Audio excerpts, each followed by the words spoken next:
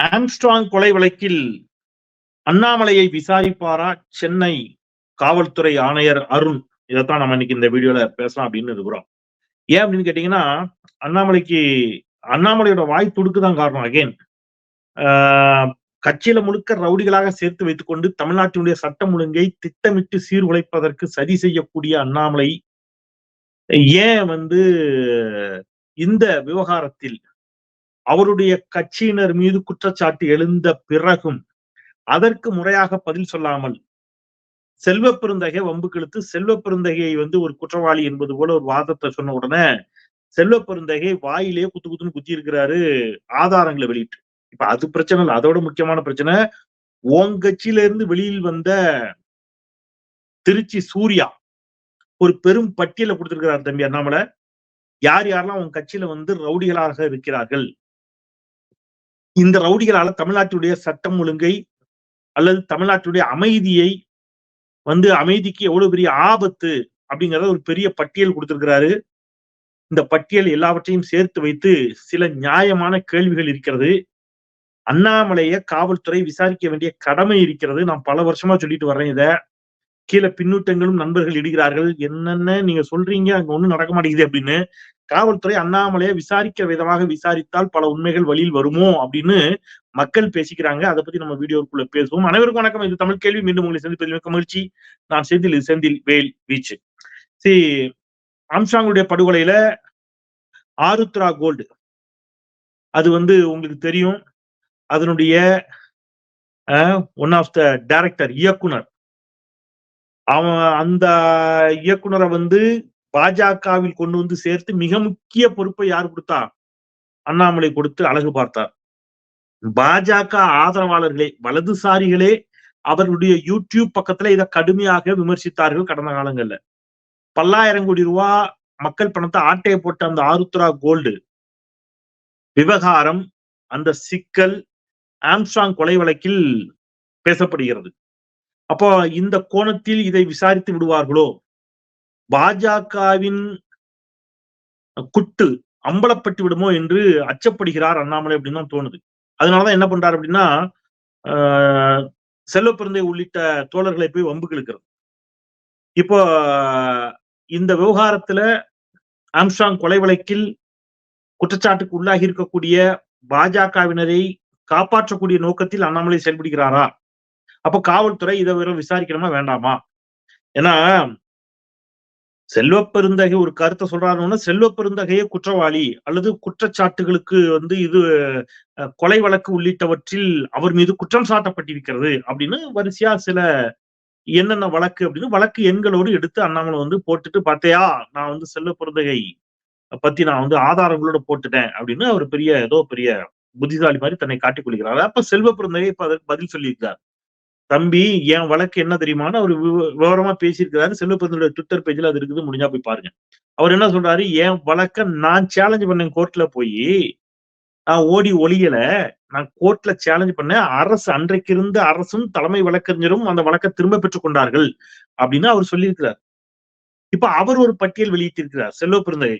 என்ன பட்டியல்னா, பாஜகவில் மொத்தம் 261 குற்றவாளிகள் இருக்கிறார்கள், 1977 வழக்குகள் இருக்கிறது அப்படின்னு அவர் சொல்லியிருக்கிறார். இப்ப 261 குற்றவாளிகளை கட்சியில வைத்துக் கொண்டு நீ பேசுறேன்னா, அப்ப இந்த கொலை வழக்கிலும் உன் கட்சிக்காரன் மீது குற்றம் சாட்டு எழுந்திருக்கிறது அப்படின்னு சொன்னா, தமிழ்நாட்டுல எங்க கிரைம் நடந்தாலும் அதுல ஏதோ ஒரு இடத்துல பாஜக காரன் தொடர்பில் இருக்கிறான் என்பது போன்ற செய்திகள் சமீப காலமாக வருகிறது அப்படின்னு சொன்னா, தமிழ்நாட்டை திட்டமிட்டே தமிழ்நாட்டுடைய அமைதியை கெடுக்க இந்த சதி வேலைகள் நடக்கிறதா? ஏன்னா டாக்டர் தமிழிசை சவுந்தரராஜன் சமீபத்துல சொன்னாங்க, உங்க கட்சிக்காரங்க, எதிர்கட்சிக்காரங்க சொல்றதை விட்டு, செல்வ பெருந்தகை சொல்றதை விட்டு, டாக்டர் தமிழிசை சவுந்தரராஜன் என்ன சொன்னாங்க, கட்சியில ரவுடிகள், குற்றவாளிகள் சேர்க்கப்படுகிறார்கள் என்ற வருத்தம் எனக்கு இருக்கிறது. அதுக்குதான் பதில் சொல்லியிருக்கேன் நீ இதுவரைக்கும் இல்ல. இப்போ உங்க கட்சிக்காரர் திருச்சி சூர்யா ஒரு பட்டியலை கொடுத்திருக்கிறாரு. அவர் என்ன சொல்றாரு, 88 குற்றவாளிகளுடைய பட்டியலை நான் ஸ்கிரீன்ல காட்டுறேன், நீங்க பாருங்க. இது நான் வைக்கிறது, என்னோட வாதம் இல்ல. உங்க கட்சியில இருந்து பிரிந்து வந்த அண்ணாமலை தான் எனக்கு எல்லாம் என்று சொன்ன திருச்சி சூர்யா போட்டிருக்கக்கூடிய பதிவு இது. 88 குற்றவாளிகள். அதுல வந்து அவர் என்ன சொல்றாரு, திருச்சி சூர்யா அவர்கள் 35 பேர் ஏ பிளஸ் ரவுடிகள் அப்படின்னு சொல்றாரு. 35 பேர் ஏ பிளஸ் ரவுடிகள். அப்போ கடும் குற்றங்களை செய்த பலரும் அல்லது குற்ற வழக்குகளில் சம்பந்தப்பட்ட பலரையும் பாஜகவுல நீ வந்ததுக்கு பிறகு சேர்த்திருக்கிற. ஏன் சேர்த்த? நீ வந்து சட்டம் ஒழுங்கு பத்தி பேசலாமா அப்படிங்கிற கேள்வி இருக்குல்ல, அதான் பிரதான கேள்வி. நீங்க சில வரலாறுகளை வந்து இவங்க வந்து மறைத்து விடுகிறார்கள் அல்லது மறந்து விடுகிறார்கள். இப்ப இந்த வழக்குல கூட எனக்கு என்ன வேதனை அப்படின்னு கேட்டா, தோழமையோடு ஆம்ஸ்ட்ராங் அவர்களுடைய படுகொலையை கண்டித்து அதில் காவல்துறையினுடைய எந்த இடத்துல காவல்துறையினுடைய படுதோல்வி அமைந்திருக்கிறது என்பதை சுட்டிக்காட்டி வலுவாக அதை கண்டிக்கக்கூடிய நட்பு சக்திகளை, தோழமை சக்திகளை ஒரு சிலர், நான் எல்லாரையும் பொதுமைப்படுத்தல, ஒரு சிலர் அபியூஸ் பண்றது, அவ்வளவு கடும் விமர்சனங்களுக்கு உள்ளாக்குவது அல்லது அவர்களை நோக்கி வசைபாடுவதை வைத்திருக்கக்கூடிய அந்த திடீர் போராளிகள் கூட, ஏண்டா இந்த வழக்குல ஆருத்ரா கோல்டு வந்து அடிபடுகிறதே, பாஜக காரங்க பேர் அடிபடுதே, பாஜக காரன் வந்து குற்றவாளியாக அவன் மீது வந்து குற்றச்சாட்டு எழுந்திருக்கிறதே, அவன் குற்றவாளியாக இருப்பானா அப்படிங்கிற கோணத்துல பாஜகவை நோக்கி ஒருத்தர், நான் சொல்றது இந்த சிலர், இந்த சிலரில் யார் ஒருவர் கூட என்ன செய்யல, வாயை திறக்க மாட்டேங்கிறாங்க. ஏன்னா வாயை திறந்தா வாயில சுளுக்கு பிடிச்சிரும்ல. அப்ப என்ன பண்ணணும்னா பாஜக காரனை எப்படியாவது காப்பாற்றணும்னு ஒரு வேலை நடக்குது இல்லையா? இது ரொம்ப ஆபத்தான போக்கு. அப்ப அதனாலதான் நான் சொல்றேன், அண்ணாமலை பிடிச்சு விசாரிங்கன்னு. ஏன்பா நீ கட்சிக்காரங்களை எல்லாம் உன் கட்சியில வந்து குற்றவாளிகள் எல்லாம் சேர்த்திருக்கிறேன்னு உங்க கட்சி தலைவியே சொல்லுகிறாரே, மரியாதைக்குரிய தமிழிசை சவுந்தரராஜன் அவர்களே சொல்லுகிறாரே, இந்த வழக்குல குற்றச்சாட்டுக்கு உள்ளாகி இருப்பவர்கள் வந்து உங்க கட்சி தானே, உனக்கு இந்த கொலையை பத்தி ஏதாவது தெரியுமா அப்படின்னு அண்ணாமலை விசாரிக்கணும். இல்லைன்னா அண்ணாமலை சும்மாவது இருக்கணும், வாய வச்சுட்டு. இங்க இருக்கக்கூடிய தலைவர்களை, தோழமை சக்திகளை என்ன செய்யக்கூடாது, நீ ஏதோ அந்த ஐபிஎஸ் மண்ணில இருக்கக்கூடாது தம்பி. செல்லப்பிறந்தை உள்ளிட்டவர்கள் மீது வழக்கு இருந்துச்சு. ஆமா, வழக்கு இருந்துச்சு. இங்கே பல அரசியல் கட்சி தலைவர்களின் மீது என்ன இருக்கு, வழக்கு இருக்குது. வழக்கை சந்தித்த காரணத்தினாலேயே அவர்கள் எல்லோரும் குற்றவாளிகள் அப்படின்னு சொன்னா, அமித்ஷா மீது வழக்கு இருந்துச்சு. அமித்ஷா கைது செய்யப்பட்டு சிறையில் இருந்தார். தம்பி அண்ணாமலைக்கு ஞாபகம் இருக்குதா? அப்பெல்லாம் எங்க இருந்தேன்னு தெரியல. இப்ப திடீர்னு கட்சிக்கு வந்துட்டு வானத்துக்கு பூமிக்கு குதிக்கிறேன். சொராபுதீன் ஷேக் என்பவருடைய என்கவுண்டர் குஜராத்தில் நடக்கிறது. அது போலி என்கவுண்டர் அப்படின்னு சொல்லி ஒரு சர்ச்சை எழுகிறது. போலி என்கவுண்டர் அப்படின்னு சொல்லி அந்த வழக்கில் அமித்ஷாவின் மீது குற்றச்சாட்டு எழுகிறது. அமித்ஷா தன்னுடைய பதவியை ராஜினாமா செய்கிறார். குஜராத் உள்துறை அமைச்சர் என்ற பதவியை ராஜினாமா செய்கிறார். போலீஸ் தேடுது. அமித்ஷா வந்து தலைமறைவு அப்படின்னு செய்திகள் வந்தன. சிபிஐ தேடிச்சு. அப்புறம் அமித்ஷா வந்து ஒரு பிரஸ் மீட் வைக்கிறாரு. அவங்க கட்சி ஆபீஸ்ல பிரஸ் மீட் வச்சுட்டு அப்புறம் அவர் போய் சிபிஐயில் சரணடைந்தார். உச்ச நீதிமன்றம் என்ன சொன்னாங்கன்னா, இந்த வழக்கு வந்து குஜராத்ல நடக்கக்கூடாது, குஜராத்துக்கு வெளியில் தான் இந்த வழக்கு நடக்கும்னு சொன்னாங்க அந்த வழக்க. அதன் பிறகு உச்ச நீதிமன்றத்திடம் அனுமதி வாங்கி மீண்டும் அவர் என்ன செய்யறாரு, பதவியேற்றார்.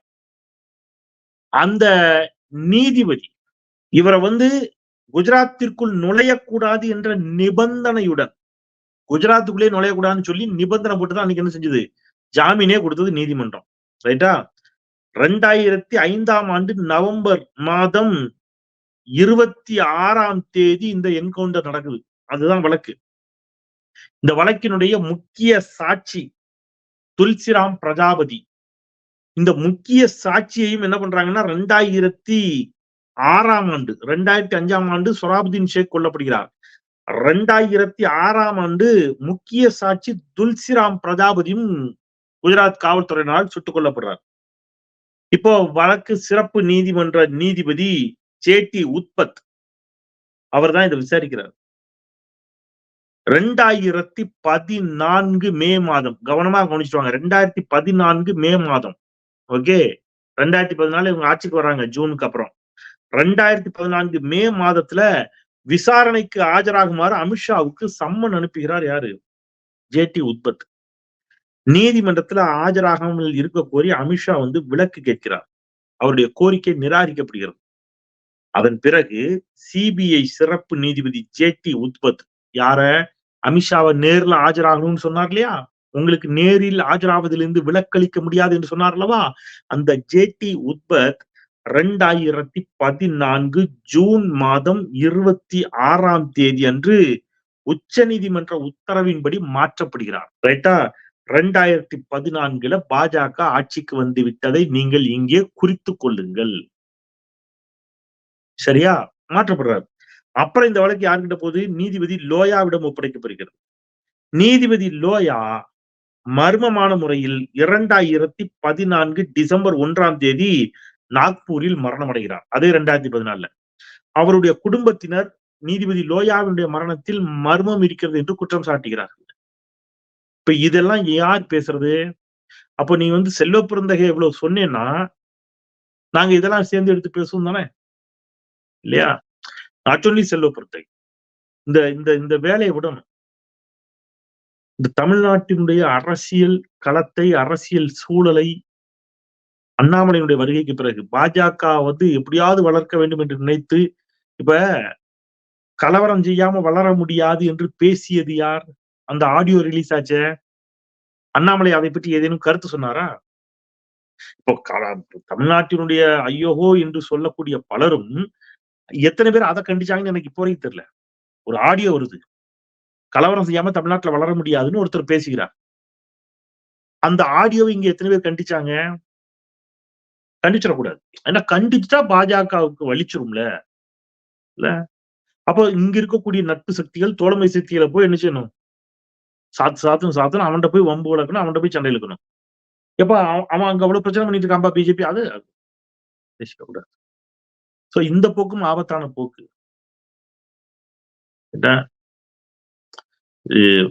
நல்ல புதிய ஆணையர் அருண் அவர்கள் இந்த வழக்கில் நேற்று அவர் பத்திரிகையாளர் சந்திக்கிட்ட பொழுது இந்த வழக்கை பத்தி மட்டும் எதுவும் கேட்காதீங்க. ஏன்னா இப்பதான் நான் பொறுப்பெடுத்திருக்கிறேன். இன்னும் நான் எந்த விசாரணையும் ஆரம்பிக்கல.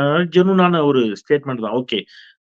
ஆனா உண்மை குற்றவாளிகள் இல்லை என்று சொல்லுகின்ற பொழுது பலருடைய கருத்து அதுவா இருக்குது. இவர்கள் உண்மை குற்றவாளிகள் இல்லை அப்படின்னு சொல்லுகின்ற பொழுது சமூக வலைதளங்களில் என்னுடைய யூடியூப்லயே பலரும் கீழே கேள்வி எழுப்பியிருந்தாங்க. எனில் உண்மை குற்றவாளிகள் யார் என்று இவர்கள் உண்மை குற்றவாளிகள் இல்லை என்ற ஐயப்பாட்டை வைப்பவர்களுக்கு உண்மை குற்றவாளிகள் யார் என்று ஏதேனும் ஐடியா இருக்குதா? உண்மை குற்றவாளிகள் இவராகத்தான் இவர்களாக இருக்கக்கூடும் என்று அவர்களுக்கு ஏதேனும் சந்தேகமாவது இருக்கிறதா? அப்படி சந்தேகம் இருந்தா அதை அவங்க காவல்துறையிட்ட சொல்லலாம் அப்படிங்கிற பின்னூட்டங்களை பார்க்க முடியுது. நியாயமான கருத்துக்கள். இப்ப இவங்க உண்மை குற்றவாளிகள் இல்லை அப்படின்னா உண்மை குற்றவாளிகள் குறித்து தகவல் தெரிபவர்கள் காவல்துறையிடம் அது சொல்லணும். நான் திருப்பி சொல்றேன், ரொம்ப கவனமா வார்த்தை பயன்படுத்துறேன். நீங்க ஏன் அப்படி சொல்றீங்க அப்படின்னா நான் கேட்கவே இல்லை. உண்மை குற்றவாளிகள் இவர்கள் இல்லை என்று சொன்னால் உண்மை குற்றவாளிகள் குறித்து ஏதேனும் தகவல் தெரிந்திருந்தால் அந்த நண்பர்கள், தோழர்கள் அதை காவல்துறைக்கு என்ன செய்யணும்? தெரியப்படுத்த வேண்டிய தேவை இருக்கிறது. இந்த விவகாரத்துல மிகுந்த இன்னும் அடுத்து வரக்கூடிய 2 ஆண்டுகளில் ரவுடிகளை நான் அடக்கி ஒடுக்குவது, ரவுடிகளை கட்டுக்குள் வைக்கிறது தான் எனக்கு மிக முக்கிய பணி அடுத்தடுத்த நாட்களில் என்று அருண் சொன்னார். இப்ப இவங்க கொடுத்திருக்கிற லிஸ்ட பார்த்தா 88 ரவுடிகளுடைய பட்டியலை இவர் கொடுத்திருக்கிறாரு. திருச்சி சூர்யா. அவர் இன்னும் ஏகப்பட்ட நூற்றுக்கணக்கான ரவுடிகளுடைய பட்டியல், பாஜக இருக்கக்கூடிய ரவுடிகளுடைய பட்டியலை செல்வ பெருந்தகை கொடுத்திருக்கிறார். எனில் இவங்க கொடுக்கிற பட்டியலை பார்த்தா ரவுடிகளை கட்டுப்படுத்த வேண்டும் என்று சென்னை மாநகர ஆணையர் முடிவு செய்வாரே என்று சொன்னால் அவர் வண்டி எடுத்துட்டு வீடு வீடாலாம் தேட வேண்டாம், ஊர் ஊரா தேட வேண்டாம், நேரா அங்க போனா போதும். அல்லது இந்த ராணி தேனியை பிடிச்சா மொத்த தேனி கைக்கு உட்கார்ற மாதிரி அண்ணாமலையை பிடிச்சு விசாரிக்க. எந்தெந்த ரவுடிலாம் உங்க கட்சியில சேர்த்திருக்கிற, இந்த இருக்கு லிஸ்ட், இவங்களை எல்லாம் சரணடைய சொல்லு என்று கேளுங்கள். தமிழ்நாடு அமைதியாக இருக்கும் என்று சொல்லி அண்ணாமலை அவர்களுக்கு மீண்டும் சொல்கிறேன், இந்த இருக்கக்கூடிய சீனியர் பொலிட்டீஷியன்ஸ, அரசியல் கட்சி தலைவர்களை அபியூஸ் பண்றது, மரியாதை குறைவாக பேசுவது, இந்த மாதிரியான வாதங்களை எல்லாம் கொஞ்சம் நிறுத்துங்க தம்பி. அதுதான் உங்களுக்கு உங்களுடைய வளர்ச்சிக்கு நல்லது. உங்க கட்சியில நீங்க வளரணும்னா கூட அதுதான் நல்லது என்பதை சொல்லி தமிழ் கேள்வி சப்ஸ்கிரைப் செய்து பாருங்கள், உங்கள் ஆதரவை தாருங்கள் என்று கேட்டு விடைபெறுகின்றேன். குரலற்றவர்களின் குரலாய் நான் செந்தில். நன்றி.